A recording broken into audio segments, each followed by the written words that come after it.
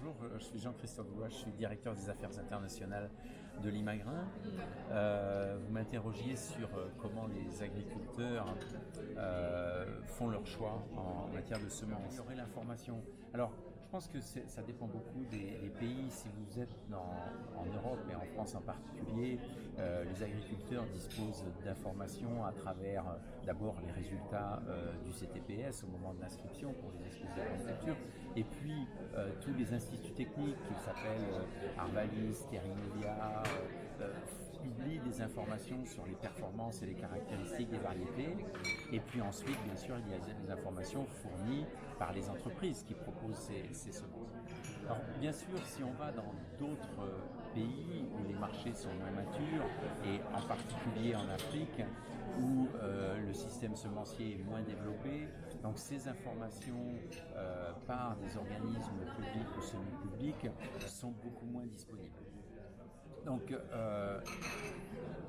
le rôle de l'entreprise semencière dans ces zones-là est important pour apporter de l'information sur les caractéristiques des variétés proposées, ce qu'elles apportent en termes de qualité du produit et surtout les caractéristiques agronomiques pour l'agriculteur ou pour le maraîcher. Donc ça, ce sont des choses sur lesquelles nous avons un devoir d'information, d'explication des agriculteurs dans des pays où les structures ne sont pas assez développées. Maintenant, il est clair que ces secteurs semenciers, que dans ces pays-là, il serait important et utile que que la réglementation semences continue à se construire pour apporter justement de l'information indépendante et fiable pour les opérateurs. Alors, on y travaille pour aider les pays qui n'en ont pas à développer leur propre réglementation semences pour leur permettre d'avoir un meilleur accès, permettre à leurs agriculteurs d'avoir un meilleur accès aux semences améliorées demain. Le groupe Limagrain est présent, j'allais dire, de deux façons en Afrique. On est présent en semences potagères en direct, essentiellement.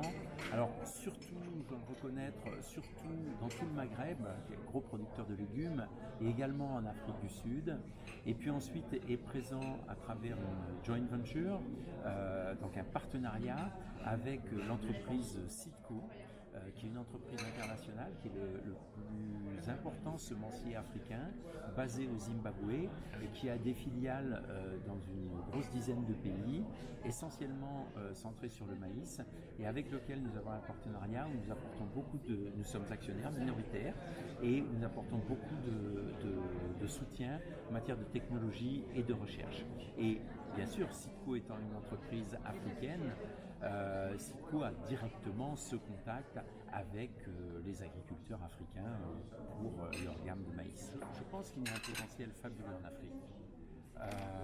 Il y a un potentiel fabuleux tant au point de vue du climat que des sols,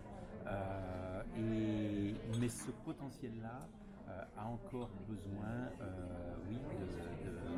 d'avoir un secteur qui se formalise un petit peu plus et que on puisse effectivement proposer des variétés améliorées sur un plus grand nombre d'espèces. Il y a encore du travail à faire, mais oui, je suis optimiste et il y a du travail à faire en Afrique et nous y contribuons.